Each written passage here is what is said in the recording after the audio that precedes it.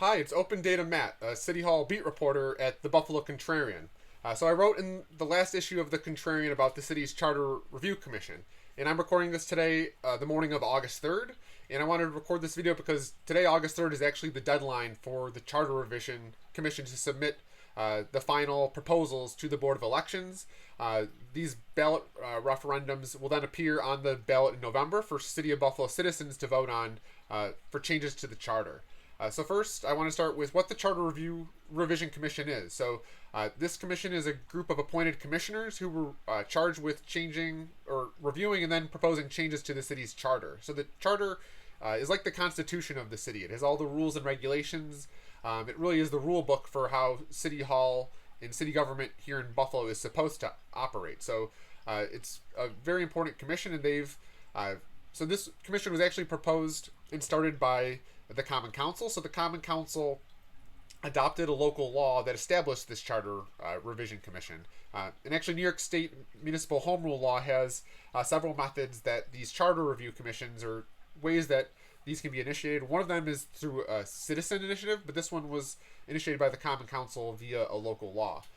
So the timeline to get people up to speed, they've really been engaged since, or started in 2025, when they started with gathering public input and holding meetings to review the charter. They broke up into work groups, reviewed sections of the charter, and then they've been, the last few months, debating what the actual final proposals will be. And today, again, is August 3rd, so this is the deadline for them to submit the proposals. So I would expect that someday today the Board of Elections will receive the final proposals, and I wanted to take a look into what we can actually expect on the ballot in November. So I have a couple of the proposals, and I kind of break them up into two bundles.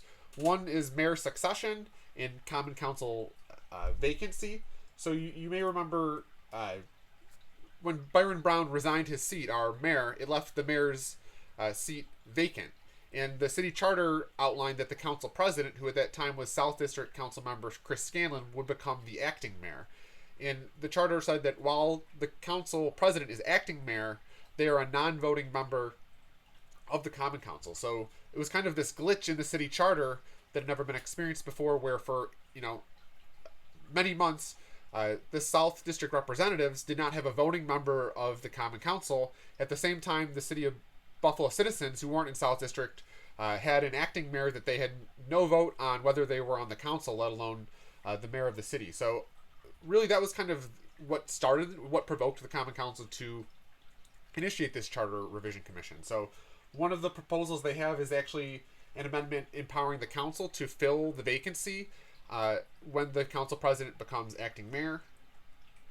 Another one is, clarifying acting public officials. So one of the things was, while the acting mayor, technically I don't think they were entitled to the mayor's pay.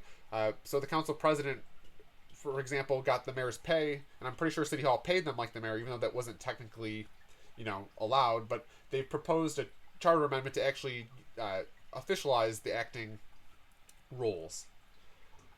Also, there's an amendment to change budget procedures. So our charter is funny in that right now the comptroller, who is essentially the elected fiscal officer of the city, doesn't really have any authority during the city's budget process between April and June. They really just make a report where they provide analysis on the mayor's proposal.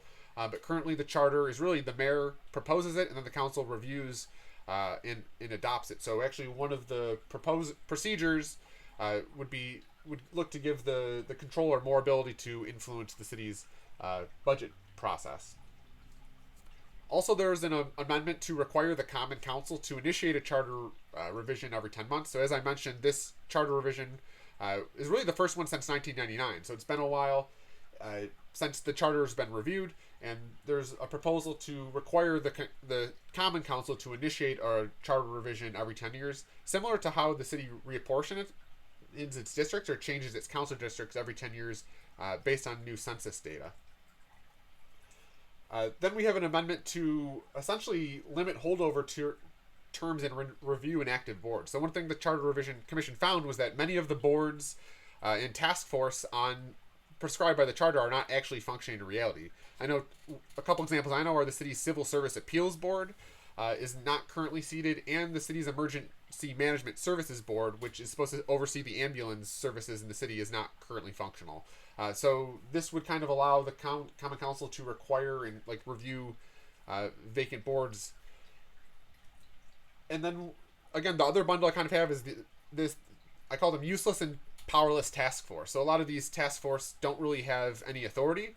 So one would create a civilian police advisory commission, essentially like a police oversight commission, but again would have no real subpoena power or would really just review and recommend things. Then we have an elections reform task force. So this commission is looking to create a local law to create another electoral reform task force, which would study and make recommendations on electoral reform.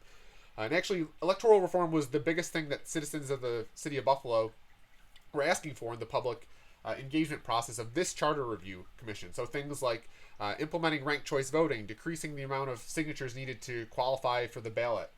These were all things that people were demanding and asking for, and this commission actually had the power to implement a lot of those, but voted down proposals to do real electoral reform. It's something the Common Council could do, but again, this task force doesn't really have any authority. It would just study and make recommendations, and I have questions of whether it would even be seated again, right? When the city hall practice is to not fill vacant boards, why would the Common Council or the mayor, seek a task force that would study things like helping regular people get on the ballot, which essentially challenges their power? And then another kind of useless amendment to require a public website about city boards and board trainings. And then also there's a amendment to create a commission of human rights. So right now, one of the vacant boards is this Commission on Citizen Rights and Community Relations. We have a proposal to create a commission on human rights. And again, this commission, it sounds great, but it really doesn't have any real power. It really just advises, but a proposal being proposed by the Charter Revision Commission. So that's kind of where we are in the charter revision process. We're at this really turning point here on August 3rd of the deadline to get the proposals to the board election. So I'd expect that sometime today, the board elections will receive proposals to be on the ballot in this November. So that's where we are today. And yeah, the Contrarian will keep following the Charter Revision Commission. And we encourage everyone to pick up a summer copy and read the article, Rewriting Buffalo's Constitution. So drop any questions in the comment and let me know kind of what you'd like to see reported on the charter revision moving forward.